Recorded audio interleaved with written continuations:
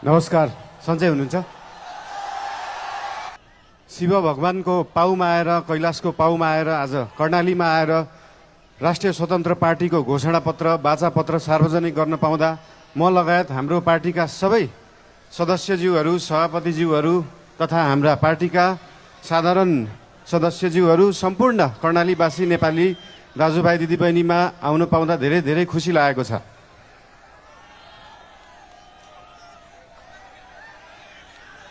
कर्णाली यो देशको सबैभन्दा ठुलो ताल, राणा ताल, राजा महेन्द्रले भन्नुभए जस्तो स्वर्गकी अप्सरा भएको ठाउँमा आउन पाउँदा धेरै खुसी लागेको छ।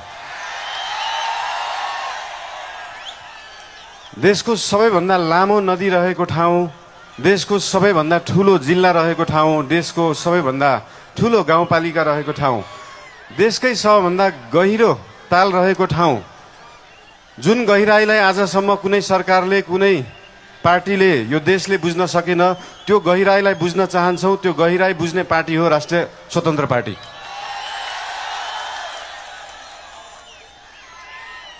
आजको दिनमा डोल्पाको सुन जस्तो मानिने यार्सा गुम्बा विश्वभरि पुग्न सक्छ, तर कर्णालीको स्याउ र मार्सी चामल त्यही चितवन र झापा पुग्न सक्दैन। यहाँको उत्पादनलाई कम्तीमा पनि देशभरि पुर्याउने पार्टी बन्न चाहन्छ राष्ट्रिय स्वतन्त्र पार्टी।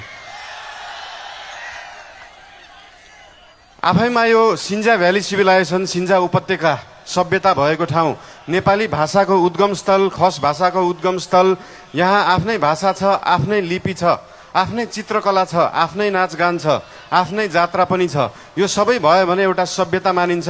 त्यो सभ्यता जोगाउने पार्टी बन्न चाहन्छ राष्ट्रिय स्वतन्त्र पार्टी।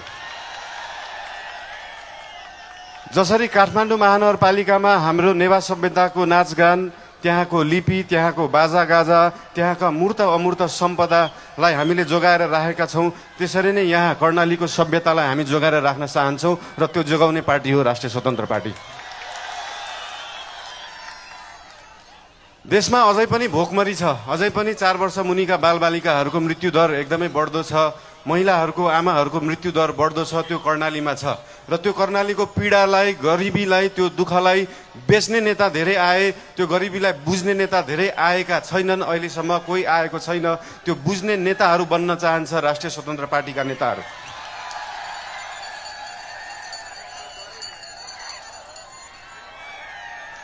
यहाँको पर्यटन, यहाँको सम्भावना, यहाँको कृषि, यहाँको खेतीपाती, यहाँको आय आर्जन सबै वृद्धि गर्न पाऊँ, तपाईहरूको आशीर्वाद लिन पाऊँ र तपाईहरूको अस्ति मैले फेसबुकमा लेखे जस्तै, अब कर्णालीका सुइना हाममा सुइना भने जस्तै तपाईहरूको त्यो सपना बोकेर जान पाऊँ र त्यो सपना बोक्ने सुरुवात आज हामीले वाचापत्रबाट गरेको छौँ, कर्णालीबाट घोषणा गरेको छौँ। आज उपरान्तबाट त्यो सबै तपाईँका सपना हाम्रा सपना हुनेछन्। ती सपना बोकेर यहाँबाट जान पाऊँ। धेरै धेरै धन्यवाद। नमस्कार।